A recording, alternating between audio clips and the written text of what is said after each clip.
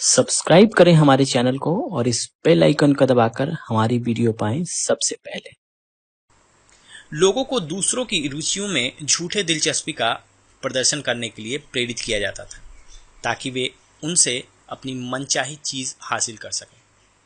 कई बार तो लोगों को सफल दिखने का आडंबर करने की सलाह दी जाती थी या फिर दूसरों को कुचलते हुए आगे बढ़ने का पर जोर दिया जाता था। इस साहित्य में कुछ हद तक चरित्र को सफलता के एक तत्व के रूप में तो स्वीकार किया गया था, परंतु आधारभूत उत्प्रेरक मानने के बजाय इसे अलग थलग करने की प्रवृत्ति देखी जा सकती थी। चरित्र आधारित नीति शास्त्र का उल्लेख अधिकांश मौखिक दुकानदारी बन गया। मूलभूत जोड़ प्रभाव डालने की तुरंत फुरत तकनीकें, शक्ति हासिल करने की रणनीतियां, संवाद कौशल और सकारात्मक मानसिक नजरिए पर केंद्रित हो गया। मुझे एहसास होना शुरू हुआ कि मैं और सेंड्रा अपने बेटे के संबंध में जिन समाधानों को आजमा रहे थे उनका अवचेतन स्रोत यही व्यक्तित्व आधारित नीति शास्त्र था। जब मैंने व्यक्तित्व आधारित नीति शास्त्र और चरित्र आधारित नीति शास्त्र के अंतर के बारे में अधिक गहराई से सोचा तो मैंने महसूस किया कि हमारे बच्चे के अच्छे व्यवहार से सेंड्रा तथा मेरी सामाजिक प्रतिष्ठा प्रभावित होती थी। हमारी चिंता के मूल में यह बात थी कि हमारी नजरों में हमारा यह बेटा अपेक्षित ऊंचाई पर नहीं था। बेटे की छवि से अधिक चिंता हमें अपनी छवि की थी। हम अच्छे तथा ख्याल रखने वाले माता पिता की भूमिका में सफल दिखना चाहते थे और शायद इसी वजह से हमारे मन में बेटे के इस तरह की छवि बनी थी। समस्या को सुलझाने और उससे निपटने के हमारे तरीके में सिर्फ बेटे की भलाई की चिंता ही नहीं थी, बल्कि बहुत कुछ उलझा हुआ था। जब सेंड्रा और मैंने इस बारे में बातचीत की तो हमें यह पीड़ादायी एहसास हुआ कि उसके बारे में हमारे सोच पर हमारी चरित्र उद्देश्यों का कितना सशक्त प्रभाव पड़ रहा था।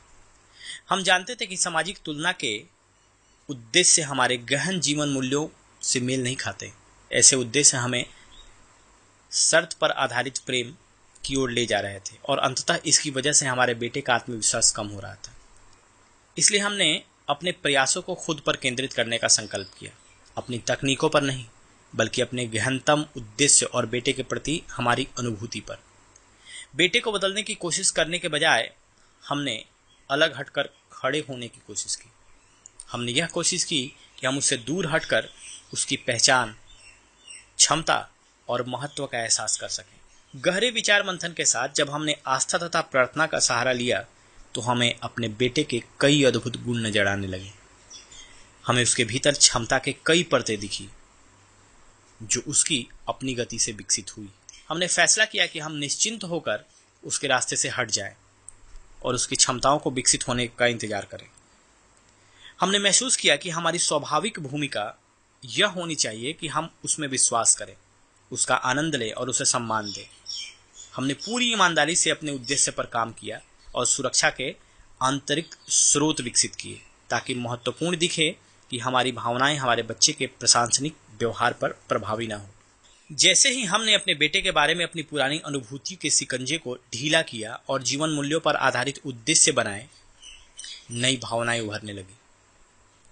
जब हम उसकी तुलना या मूल्यांकन करने के बजाय उसके साथ आनंद ले रहे थे, हमने उसे अपनी छवि में गढ़ने या सामाजिक आशाओं के अनुरूप नापने की कोशिश छोड़ दी।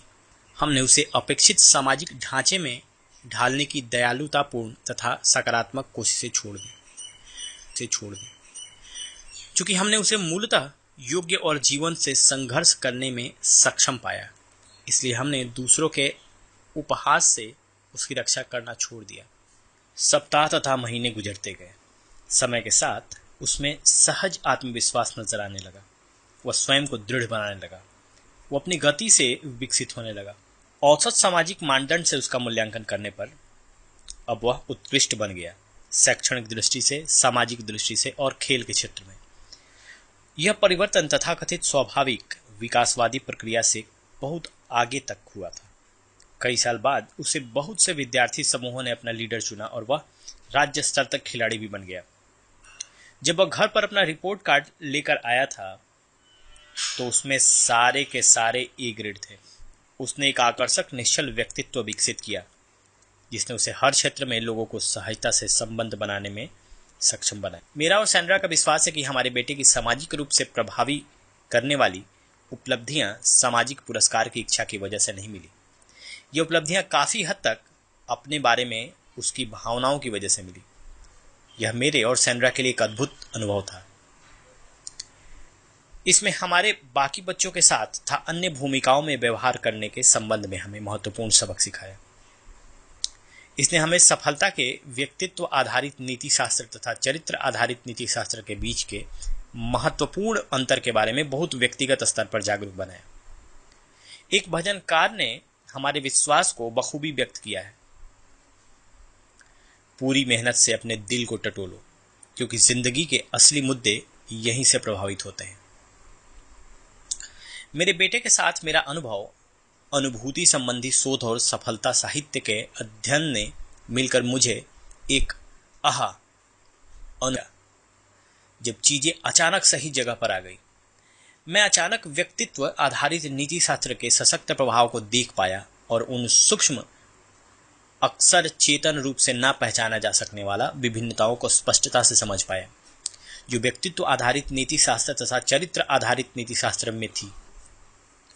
एक तरफ तो वे सिद्धांत थे जिन्हें मैं सच मानता था। इन सिद्धांतों के संस्कार मुझ में बहुत पहले बचपन में डाले गए थे और ये मेरे जीवन मूल्य के आंतरिक एहसास की गहराई में स्थिर थे। दूसरी तरफ तुरंत फुरत समाधानों का यह जीवन दर्शन था जो हर दिन मुझे घेरे रखता था। मैं अधिक गहरे स्तर पर यह समझ गया कि जीवन के सभी क्षेत्र के लोगों के साथ वर्षों तक काम करते समय जो सिद्धांत मैंने सीखा है या मैं सिखा रहा था और जिन्हें मैं प्रभावकारी मानता था, वे अक्सर इन लोकप्रिय विचारों को भिन्न क्यों लगते थे। मैं यह नहीं कह रहा हूं कि व्यक्तित्व आधारित नीति शास्त्र के तत्व यानी व्यक्तिगत या व्यक्तित्व का विकास, संप्रेषण की योग्यता या प्रशिक्षण, प्रभावी करने की कला की शिक्षा और सकारात्मक चिंतन लाभकारी नहीं है या सफलता के लिए अनिवार्य नहीं है। मेरा विश्वास है कि वे लाभकारी हैं और कई बार अनिवार्य भी, परंतु वे प्राथमिक यानी बुनियादी तत्व नहीं हैं। वे द्वितीय गौण तत्व माने जा सकते हैं। शायद पिछली पीढ़ियों की नींव पर निर्माण करने की मानवीय क्षमता का प्रयोग करते समय अनजाने में ही हमने अपनी इमारत बनाने पर इतना अधिक ध्यान केंद्रित कर दिया कि हम उस नींव को ही भूल गए जिस पर वह इमारत खड़ी थी। इतने लंबे समय तक बगैर बोयो फसल काटने की वजह से शायद हम यह भूल गए कि बोना भी जरूरी होता है। अगर मैं लोगों को प्रभावित करने की तकनीकों या रणनीतियों का प्रयोग इस उद्देश्य से करूं कि किस तरह लोगों को अपना मनचाहा या बेहतर काम करवाऊं, किस तरह उन्हें अधिक प्रेरित करूं ताकि वे मुझे व एक दूसरे को ज्यादा पसंद करें, जबकि मेरा चारित्रिक मूल्य दोषपूर्ण और छल कपट से भरा हो, तो मैं लंबे समय तक सफल नहीं हो सकता।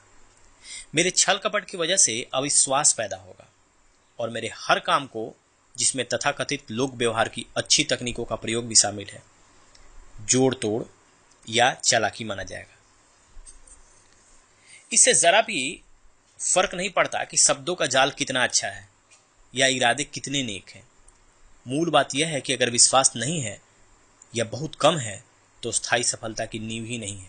सिर्फ मूलभूत अच्छाई ही तकनीकों को सफल बनाती है। तकनीकों पर ध्यान केंद्रित करना स्कूल में रटकर परीक्षा देने की तरह है। आप कई बार पास हो जाते हैं, शायद आपके नंबर भी अच्छे आ जाए, परंतु अगर आप हर दिन कीमत नहीं चुकाते हैं तो आप कभी उन विषयों में निपुण नहीं हो सकते जिसका आप अध्ययन करते हैं। तुरंत फुरत उपायों से आप शिक्षित मस्तिष्क का विकास नहीं कर सकते। क्या आपने कभी सोचा है कि खेतों में तुरंत फुरत उपायों का इस्तेमाल करना कितना मूर्खतापूर्ण होगा? वसंत में बीज बोना भूल जाना, पूरी गर्मी मौज मस्ती करते रहना और फिर शरद ऋतु में फसल उगाने के लिए तुरंत फुरत उपाय अपनाना मूर्खता नहीं तो और क्या है। खेती एक प्राकृतिक व्यवस्था है, कीमत चुकाना होगी और प्रक्रिया का पालन करना होगा। आप जो बोते हैं हमेशा वही काटते हैं। इसमें शॉर्टकट नाम की कोई चीज नहीं होती। यह सिद्धांत अंततः मानवीय व्यवहार और आपसी संबंधों के बारे में भी सही है। ये भी फसलों के नियम पर आधारित प्राकृतिक व्यवस्थाएं हैं। स्कूल जैसी कृत्रिम सामाजिक व्यवस्था में अगर आप यह सीख लें कि किस तरह इंसानों द्वारा बनाए गए नियमों को चालाकी से तोड़ा जाए और किस तरह खेलों को खेला जाए, तो आप शायद कुछ समय के लिए कामयाब हो सकते हैं। अधिकांश एक बार की मुलाकात या अल्पकालीन मानवीय संबंधों में आप व्यक्तित्व आधारित नीति शास्त्र का प्रयोग करके सफल हो सकते हैं। आप सामने वाले की रुचियों में दिलचस्पी के अभिनय तथा अपने आकर्षण, व्यक्तित्व और योगदान से उस पर अच्छी छाप छोड़ सकते हैं। अल्पकालीन स्थितियों में आप फटाफट और आसान तरीकों से कामयाबी हासिल कर सकते हैं, परंतु दीर्घकालीन संबंधों में द्वितीयक तत्वों का स्थायी महत्व नहीं होता। अगर हमारी गहरी सत्यनिष्ठा और चरित्र की मूलभूत दृढ़ता नहीं होगी तो जीवन की चुनौतियां सच्चे उद्देश्यों को सबके सामने ले आएंगी और अल्पकालीन सफलता के स्थान पर आपको मानवीय संबंध में असफलता ही हाथ लगेगा। द्वितीयक महानता हासिल कर चुके कई लोगों को उनकी योग्यता की वजह से सामाजिक प्रतिष्ठा तो मिल सकती है, परंतु वे प्राथमिक महानता या अच्छे चरित्र के अभाव के शिकार होते हैं।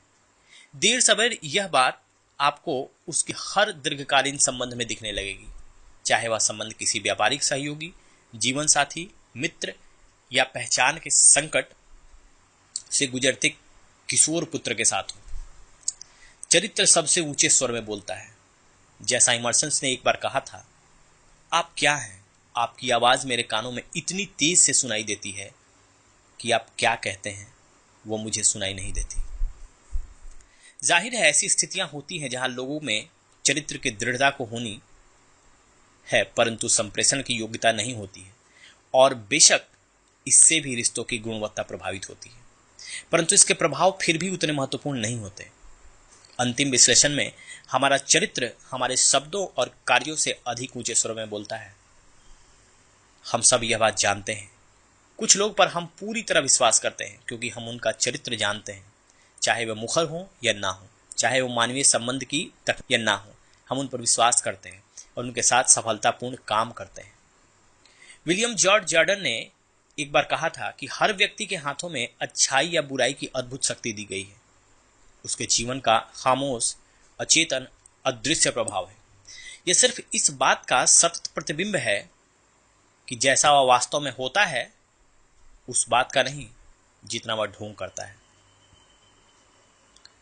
अति प्रभावशाली लोगों की 7 आदतों में मानवीय प्रभावीकरण के कई मूलभूत सिद्धांत बताए गए हैं। ये आदतें मूलभूत और प्राथमिक हैं। ये उन सही सिद्धांतों को आत्मसात करने का प्रतिनिधित्व करती है जो स्थायी सुख और सफलता की नींव है। परंतु इससे पहले कि हम उन 7 आदतों को सचमुच समझ सकें, हमें अपने खुद के पैराडाइम को समझना होगा, और यह भी कि अपने पैराडाइम में परिवर्तन कैसे किया जाता है। चरित्र आधारित नीति शास्त्र और व्यक्तित्व आधारित नीति सामाजिक पैराडाइम के उदाहरण हैं। पैराडाइम शब्द ग्रीक शब्द से आया है। यह मूलतः एक वैज्ञानिक शब्द है जो आजकल इसका प्रयोग आमतौर पर प्रतिमान, सिद्धांत, अनुभूति, मान्यता या दृष्टिकोण के अर्थ में किया जाता है। अधिक सामान्य रूप से यह वह तरीका है जिससे हम दुनिया को देखते हैं। इसका संबंध दृष्टि की हमारी इंद्रियगत अनुभूति से नहीं, बल्कि महसूस करने वाले, समझने और विश्लेषण करने वाले इंद्रिय से है। हमारे उद्देश्यों के लिए पैराडाइम को समझने का आसान तरीका उन्हें नक्शों के रूप में देखना है। हम सब जानते हैं नक्शा क्षेत्र नहीं होता, यह तो सिर्फ वास्तविक क्षेत्र के कुछ पहलुओं को स्पष्ट करता है, और पैराडाइम भी यही करता है। यह किसी अन्य वस्तु का सिद्धांत, स्पष्टीकरण या परिमाण होता है। मान लीजिए आप शिकागो में किसी खास जगह पर पहुंचना चाहते हैं। अगर आपके पास शहर की सड़कों का नक्शा हो तो आपको अपनी मंजिल तक पहुंचने में बहुत मदद मिलेगी। परंतु मान लीजिए आपको गलत नक्शा दे दिया गया हो।